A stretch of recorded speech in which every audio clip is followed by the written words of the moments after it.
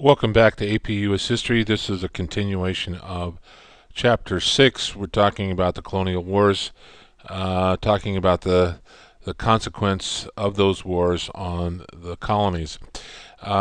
We left off talking about the French and Indian War. It comes to a conclusion in 1763. The Peace of Paris is signed. As a consequence of this treaty, France will lose its holdings in North America, and Great Britain will emerge as the dominant power in North America. As far as the consequences, the colonies emerged from the war with increased confidence in their military strength. This shows how the spoils of war were divided here. You can look this over. The French lose the Canadian possessions, their empire in India, and claims to the land east of the Mississippi River. Spain got all of the French lands west of the Mississippi, mainly because they were sided with the British and also New Orleans, but lost Florida to England. England got all the French land in Canada and exclusive rights in Caribbean slave trade, and they also are going to be the controlling factor in India.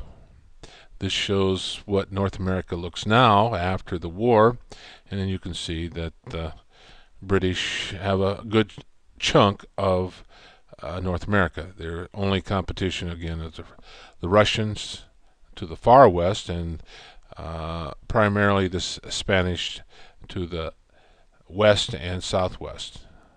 And so those are our players now.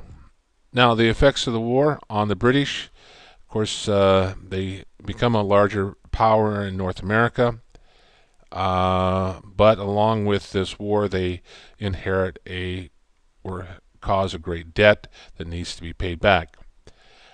They were a little miffed at the colonists trading with their enemies during the war.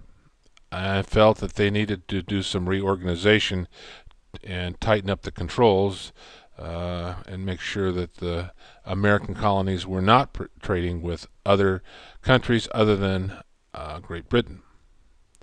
In terms of the effects of the war on the colonies, it does unite them. This will play to their advantage later on when the Revolutionary War kicks off in 1776. It created a socializing effect. The colonists see themselves as one people, and they create some bitter feelings toward the British because they didn't live up all their promise. Now, William Pitt had promised that the British government would pay them back for their participation, but they're singing a different tune, saying that the Americans will have to pay for the war. After all, they were defending the Americans. So new laws are going to be passed, and these new laws are going to have a direct bearing on the Revolutionary War. Of course, the British were upset with the colonial trade being in. They said, well, we don't really want you trading with Spain and France, so they're going to tighten up the navigation laws. And they're also going to feel that they need to put some taxes on. These taxes are going to rub the Americans the wrong way, and eventually a contributing factor to the Revolutionary War. The Americans were hoping to move westward after they've kicked the French out, because they seemed to be a barrier, and there was some rich farmland in the Ohio area and other places west of the mountainous region there. Spain and Indian threat reduced. They say, hey, it's time to make tracks to the new area opened up after the war. Of course, some of the Indians weren't too crazy about this. Pontiac Rebellion takes place in 1763, and he was allied to the French, but just because the French lost didn't mean that he'd lost, and he took a dim view of English settlers coming into his area. This uprising will last for about 18 months. He wiped out most of the British forts, burned them to the ground. But eventually the British will bring him under control. Now, this shows a picture of Pontiac and Fort Detroit.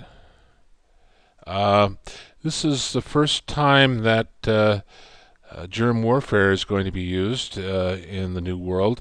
The British infected blankets with smallpox and gave it to the tribes, and it had a devastating effect on the Indians in the area. This shows Pontiac's rebellion, all the different skirmishes they had with the forts along the Great Lakes and tributaries of the Mississippi. As a result of the war, Great Britain decides that maybe it's not a good idea to send settlers out west or have British people migrate there.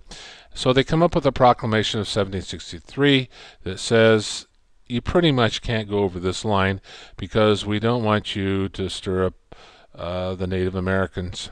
So the Appalachian Mountains are going to be the barrier, and that line is going to be drawn from Canada to Florida. Now, the British always saw this as a temporary measure, but the colonists were sort of infuriated, and they saw it as something permanent. After all, the King and Parliament makes this. And this here shows the line being drawn from Nova Scotia down to Florida, and the green being the British territory, and the brown being the newly acquired territory, and then, of course, further west, the Spanish area. Now, there's a backlash to this proclamation of 1763. You could say that it was a contributing factor to the Revolutionary War. The colonists believe that they have been betrayed by their mother country, that they have a right to this land, and therefore they should be able to move into that area. Now, the Paxton Boys in Pennsylvania will kill some Indians, march on the capital of Pennsylvania, but Ben Franklin kind of talks them out of any more harm. They killed some Indians, but they didn't kill anyone else. Mostly women and children on the frontier, Indian women and children. Land speculators were anxious to get into this land. They figured they can make a buck. The upshot of this is that quite a few colonists just pretty much ignored this proclamation and moved into the area anyway.